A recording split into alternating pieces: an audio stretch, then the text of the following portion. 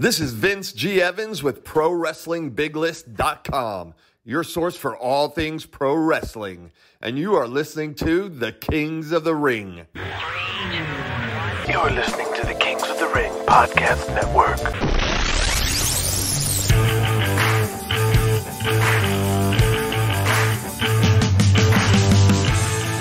It's the secret lifestyle of a hidden world like The Sopranos, with the grand plots and political wars of The Godfather in a 1980s wrestling ring. It's Kings of the Ring. My name is Steve Tatai, the writer-director of wrestling's first audio drama podcast, and I want to welcome you to Season 5 of the #1 fiction sports podcast in the biz. All the stories in Kings of the Ring are all based off of something that actually happened in the wild and crazy world of wrestling. The characters are fictional, and generally up to your imagination in what they look like. But thanks to AI, the boys at Monosports Media have culled some actual generated images of what the Kings of the Ring characters actually look like. And in some cases, it's quite uncanny how they look even more like the character than I ever could have pictured. But look at the official website at kingsotr.com/characters, and that's the section. But everyone from Julian Kane to Burt Ironside, all the Season 1 characters are visualized, so please check that out for your amusement. And another quick reminder before we start, if you want the full extended edition of the Kings of the Ring, then become a patron at patreon.com/kingsotr. For only a few bucks a month, you get early quick access, deleted scenes, and so much more. So check it out, kids.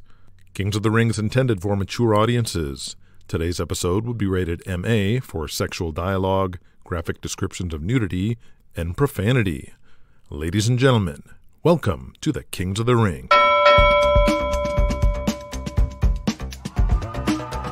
Ladies and gentlemen, I can't believe I'm going to be saying the words, but allow me to introduce the newest tag team in professional wrestling, the Outlaw Jesse James and Diamond Donny Gold.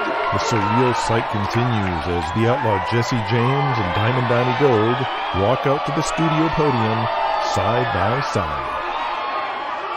They say the enemy of my enemy is my friend. The true words were never spoken about this right here, Daddy. This is the Dream Team. All the history between Diamond Donny Gold and the Outlaw Jesse James.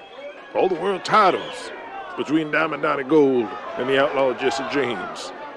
All the blood spilled between Diamond Donny Gold and Outlaw Jesse James is going to combine into one giant MX missile about to be launched straight at the Russians, Vladimir and Dmitry Rykov, at the Omni in Atlanta.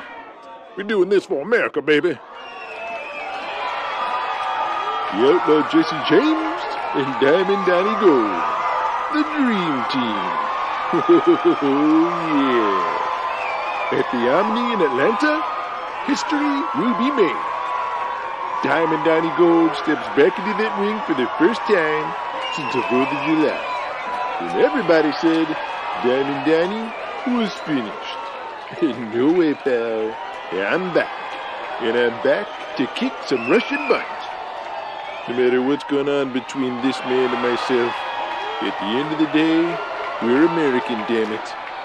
And no one is going to watch my back better than Jesse James. Will I get my revenge on you commie bastards? Get your tickets now. The Omni in Atlanta, the Dream Team, Jesse James and Donny Gold will face Vladimir and Dmitry Rykov with Prince Abdullah Akbar. That was good, eh, Donny? Electric, brother. So what do you think? Are you starting to like being a baby? I don't know, Jesse. It still feels like, I don't know, I'm wearing someone else's clothes. Well, Count says the people like you being a baby. And the fans are hyped for this match. I think we're going to draw our biggest house in a long time. Oh, yeah. Kings of the Ring, episode 47. The Dream Team. Daniel Hawkins steps into the longtime office of the Billington Law Firm in downtown Charlotte. He sits down in the old wood-lined room filled with old books and a globe, even older than the silver-haired man in front of him, sitting in the large oaken desk. Thank you, Mr. Billington, for reviewing this. Daniel, our firm has served your family for 40 years. It is my pleasure and duty to review your situation, and I have some good news. Good news indeed. While the other board members of the World Wrestling Alliance believe you have to do as you're told, they are not the majority. According to the bylaws, you hold 3 votes. 1 for your dear mother's Carolina Wrestling Association, 1 for Southeast Championship Wrestling, and 1 for this new Heartland Pro Wrestling. That's 3 votes from them, 3 votes from you. Your votes cannot be excluded, nor can a voting round take place without your presence or notification. Their motion to remove you from the Alliance shall not pass. Your presence in this World Wrestling Alliance is as secure as ever. That's right, and the 7th vote was Jonathan Kane in New York, which we never replaced this spot. So we're only 6. We've been 6 since 1984. Anything else you can find, just let me know. Of course, Daniel. In the meantime, I shall draft a letter of refusal of acknowledgement for their attempt to have you removed. Have it sent via Federal Express immediately. Thank you, Thomas. Those bastards. I'll show them.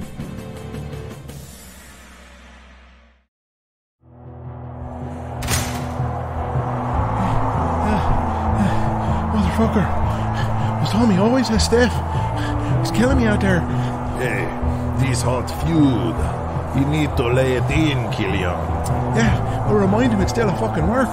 Jesus. You're just mad because sometimes you get lazy out there. Tommy bring out the best in you. Is that what you call it? Feels more like getting the arse kicked as a shoot. It all work. People hang from rafters this arena, the next arena, the last arena. This feud is money.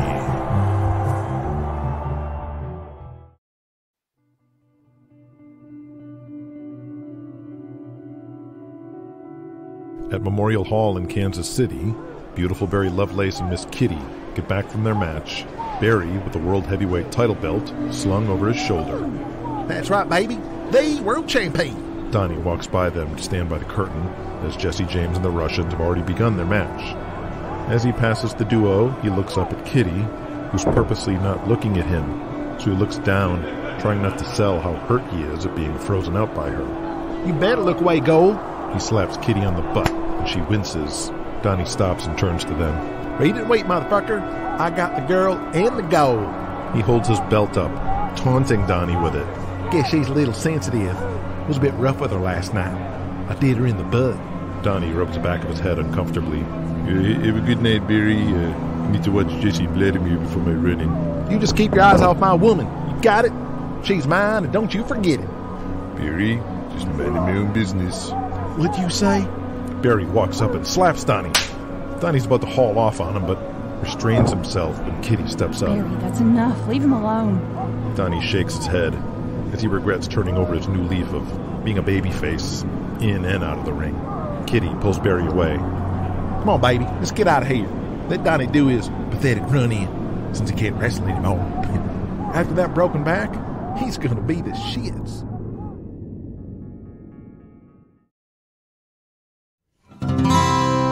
In the afternoon, the outlaw Jesse James sits at the bar at the Howard Johnson where SCW is staying.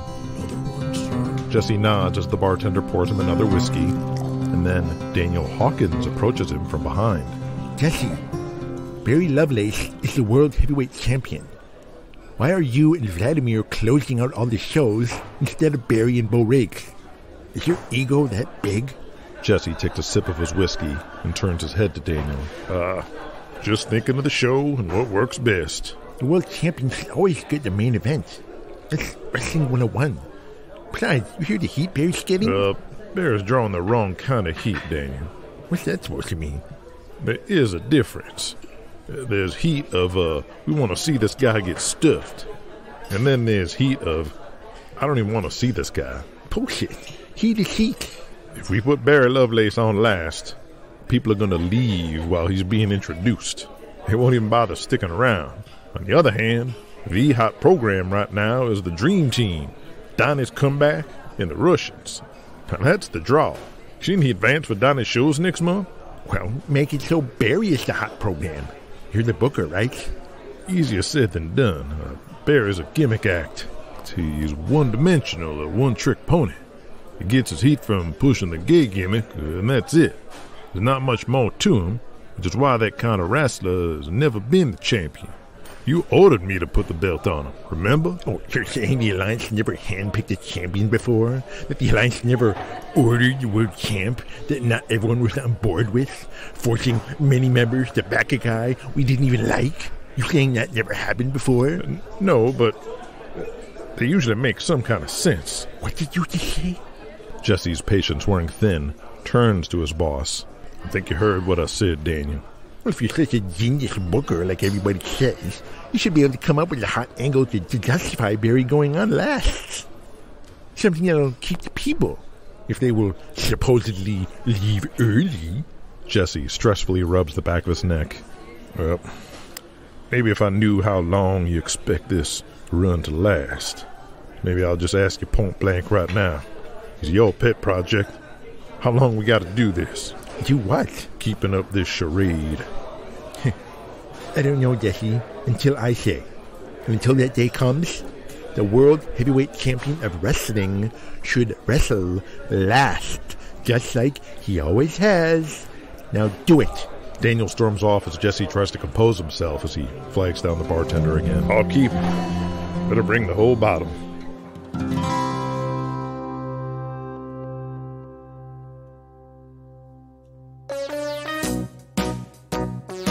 New York City, Michael Sluck breaks away from the ABC studios to get lunch at a nearby cafe. He bustles his way through and finds a two-seat table and sits before flagging down a shaggy-haired waiter who looks like he came straight from the beach. Shit, give me a coffee and a Cobb salad. Right on, dude. Can you make sure the coffee is hot this time? Last time it was colder than Barbara Walters' cooch. Whoa. What? Hurry it up, too. I need to get back to the studio. I'm on TV, you know. Michael Sluck from ABC News Exposed. Didn't you recognize me? Sorry, dude. I don't watch those kind of shows. Why am I not surprised? Just get my coffee and sandwich. But the coffee now. Don't wait until the sandwich is ready. You got it? The young waiter walks off, trying to remember all that as Sluck looks down at the table. Can you clean this table up before I sit here? Ah, forget it. Customer service these days, boy, I tell you. We should do a story. He pushes aside a plate with a copy of the New York Post already open, and he notices a headline of one of the articles. What in the Sam Hill? His eyes scan the paper. Oh, no. They're not getting away with this. Not at my watch. He gets right up and starts walking out, just as the waiter returns with his coffee.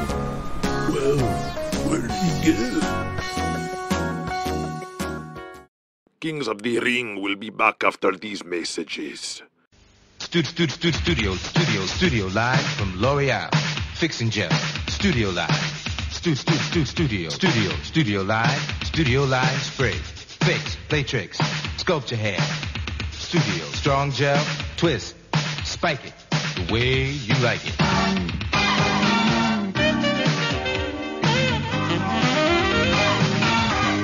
Sculpture hair, any way you like it. Total control.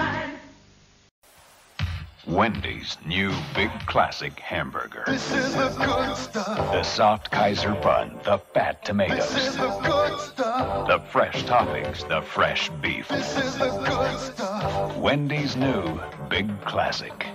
One bite, one taste, one look, you'll see. This is the one the other burgers want to be. This is the good stuff. Wendy's new big classic. Can't get enough. This is the good stuff.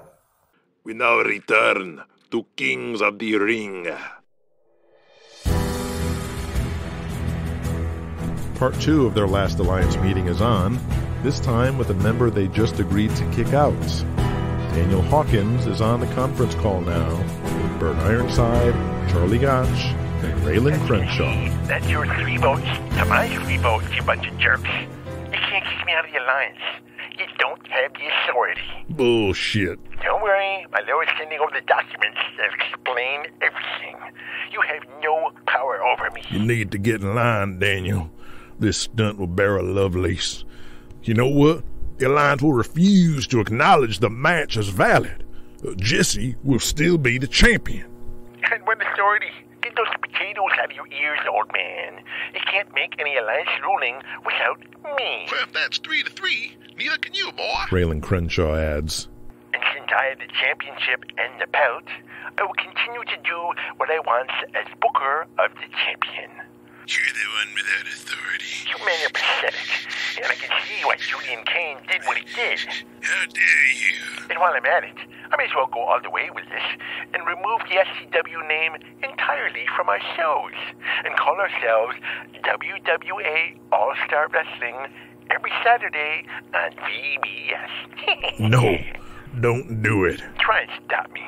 When will you stooges realize I am the Alliance now?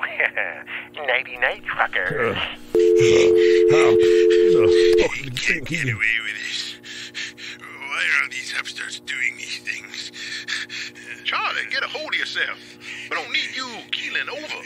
What the fuck do we do now? Well, nothing we can do except do our business as usual. For the time being, yeah. That's the move. Though there is something I'm a little worried about. You think Hawkins knows about the Champions Clause? Oh, fuck. I clean forgot about that. That hasn't come up in a long time. Well, if there's a God, then Daniel Hawkins don't have a clue about it.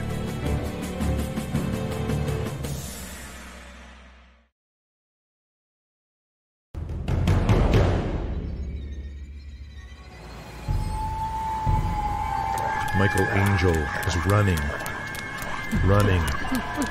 City streets are dank and cold. Must get away. He ducks into an alley and hides behind a dumpster.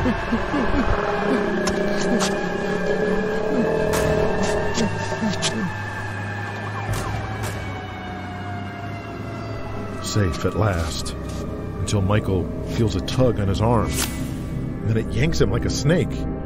He looks down and he feels more. Except they aren't snakes, they're ring ropes. And more grab his entire body like tentacles, pulling him down. He tries to get away as they drag him down.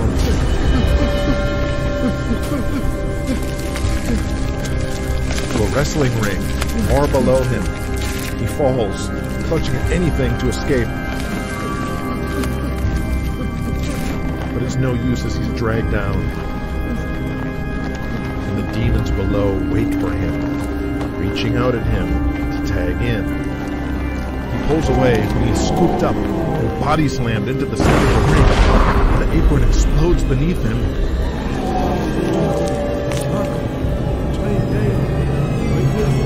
The coffin engulfed in flames and brimstone.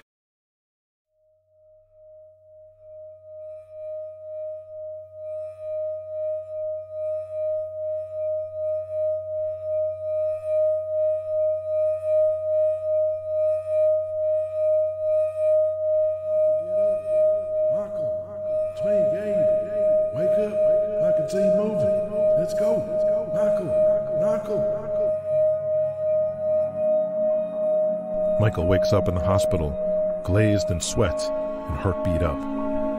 When his eyes crack open, and he sees his brother Gabriel. Michael, can you hear me? Wake up, it's Gabe. He looks up at his brother with full awareness and smiles. He looks around and sees he's in a hospital room in Japan. Welcome back to the land of the living. That's a shoot, bro. Doctor said you did die technically, but you came back. Gabriel takes Michael's hand, and Michael squeezes it back. He tries to talk, but is too weak. It's okay, Michael. Just take it easy. In due time. Boy, looked in the mirror lately. They don't have gyms in Tokyo? Look like a whale. Michael ekes the tiniest of smiles. Then he gets emotional, and a tear forms in his eye. Hey, man, don't worry. Been through a lot. Gabriel leans in. You had a heroin overdose. Need to cut that shit out, brother. But Mika's found you and got you here. You saved your damn life. Mika's also pulled some strings to protect you from the law and other things that gotta be worked out. But you're here now, you'll be fine. Gabriel gets up to leave, and Michael squeezes his hand in concern. I'll be back, Michael, but I gotta get to the Budokan. Yeah, I'm working. You think Mikasa gives a shit? You made me take all your bookings. Oh. Whoa! I ain't used to working this stiff Japanese style. I'll see you when I get back. Just listen to these doctors, eat some food, and you'll be right as rain. Michael squeezes his hand one more time, and Gabriel leans over and kisses his brother's forehead. I love you, Michael. I'll be back.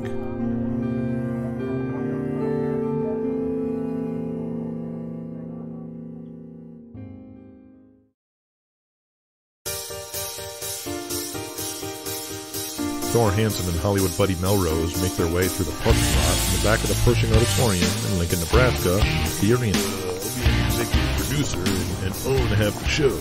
Really? I'll be the leader of a fighting force, and we'll do missions and have cool weapons and shit. Like A-Team, but more patriotic and for kids. Sounds major. What do you think Julian will think? He's gonna want his cut, won't he? Daybreak's working on that. Good, because that ain't right. You're in the Screen Actors Guild now, so you're starting to understand what he can and cannot do. But the other guys don't know. It's why the boys need a union. You're still doing that? Oh, yeah. Been putting things together, building up support from the boys. This is gonna happen. Well, I got kind of a sweet deal already, but I won't stand in your way. I'll always back you no matter what, buddy. I owe you forever. I appreciate that, Eric, because having your support will be key in forcing Julian's hand and rallying support from the boys. But we do need to make our stand now. The reckoning is coming.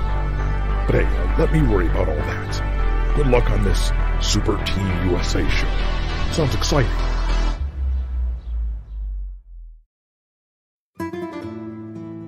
The gigantic King Kong Cyrus is flat on his back on the floor of the St. Louis Kiel locker room. Above him is fellow SCW wrestler El Lobo, still in his mask and suit, standing above him with a long white towel in his hands. Hey, brother, you sure this is gonna work? My neck's really messed up. I can go to a doctor. It's no big deal. You do not need such silly people. I can fix you. We do this all the time in Mexico. It is why we can work well into our 60s. Just relax and let the pleasure enter you. Wait, what are you gonna put inside of me? The Lobo puts the towel under his head like a hammock and pulls both ends up so his head is completely cradled.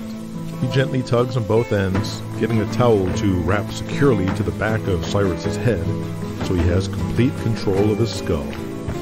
Oh man, what are you gonna do? I don't know about this. Just lie back, relax, and think of pleasant things. I want you to pretend that someone is giving you a blowjob. It could be a rat. It could be me. It could be Prince Abdullah. Oh, why would I want to think about that? So you won't notice this. Ah! El Lobo quickly jerks one side of the towel up, and the last thing King Kong Cyrus sees is a white flash. Davy Boy Gibbons and Bobby Lee Rivers, already in their fringy denim going-out outfits, Holy shit, Lobo! have been standing nearby watching the whole thing with great amusement, and now grimacing in pain on behalf of King Kong Cyrus. They're quiet as King Kong Cyrus isn't moving. The Lobo looks down and drops the towel ends. He leans over to look in his eyes and snaps to wake him. Is he dead? No, his stomach's moving. Is he paralyzed? I don't know, but he ain't moving. El Lobo turns around, picks up a suitcase, and walks straight out of the locker room. Let's beat it. We'll check on him later. The rock and rollers head out the front exit to the hallway, where Jesse James is, leaning against the wall, still sweaty and bloody from his match with Vladimir Rykov. He takes a drag from his Marlboro as he carries a notebook and pencil with the format for the next show. Have a good night, Jesse. Jesse walks towards the arena floor entrance, barely registering them. He peeks out from the curtain and sees Barry Lovelace and young Bo Riggs in the ring, then notices fans packing up their things and walking out as Barry prances around for the fans. Jesse shakes his head in disgust, hammers his fist against the wall, and tosses his notebook into a trash can, then snaps his pencil in half. Why the hell am I even doing this? Jesse walks to the arena door at the end of the hallway, kicks it in, and walks straight out.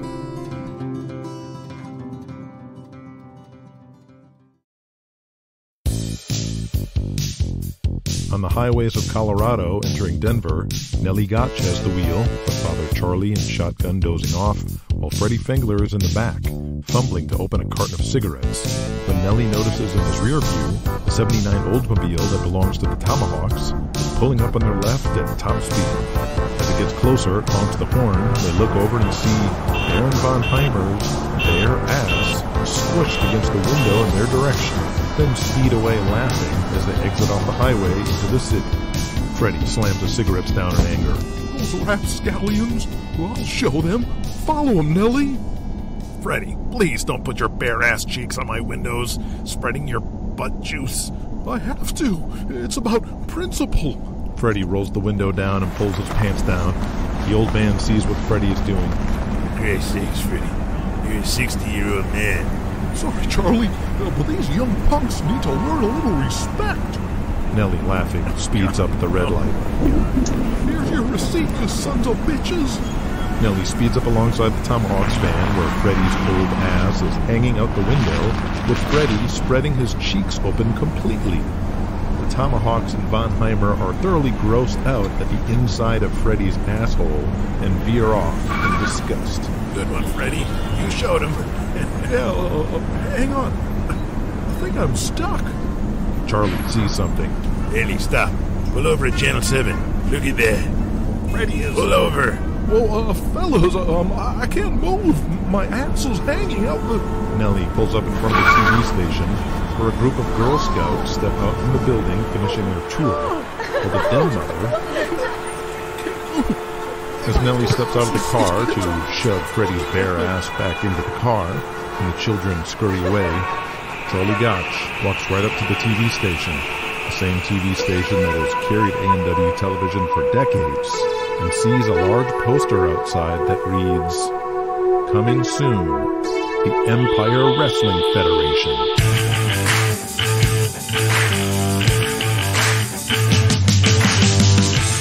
Whoa, AMW just lost Denver? Yikes. Today's episode, if you heard Daniel Daybreak's pitch to Thor on Super Team USA, and Thor pointing out how Julian was in meetings in Denver with the bigwigs, then you're listening to the extended edition of this episode, available exclusively on Patreon. If you did not hear this scene, you're listening to the worldwide theatrical edition, and we invite you to become a patron where you'll hear the extended version of Season 5 and the entire back catalog of the series. Please visit patreon.com/kingsotr.